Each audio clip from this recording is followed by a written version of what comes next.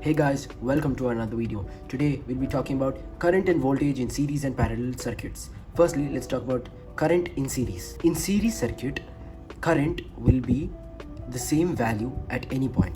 For example, we have a series circuit over here. If the ammeter reading over here is 0.3 amps, here also it will be 0.3 amps. The current in the series circuit depends on the voltage of the power source and the number of components. So a quick tip, if voltage increases, current also increases. Parallel circuits will split at these junctions. Okay, junctions are where, or branches are where the current splits into two. For example, this one wire over here, it will be split into two. So I over here will become T, and I1 and I2. This will split into two current branches. So they split at these junctions. For example, there is 1 amp, 0.6 amp can flow through here and 1.4 amp can flow through here. You add up the two branches, 1 amp, which adds up to the total current from the branches. Secondly, this is called the current. That current is always conserved. The reason the current is always conserved is because current is the flow of electrons. This means that electrons cannot be created nor destroyed, so the current will always be the same.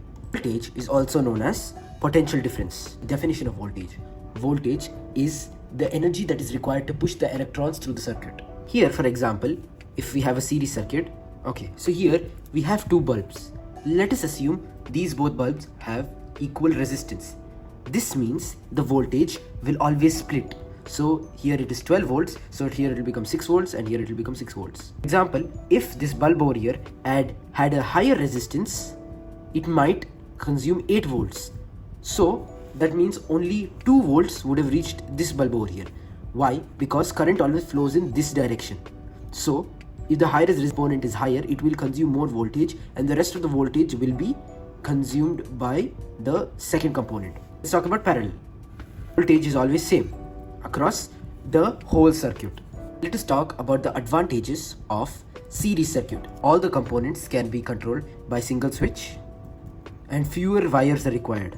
Advantages of parallel, they can individually be controlled. If one component breaks, the other one will continue to function. Let's talk about the disadvantages of series circuit.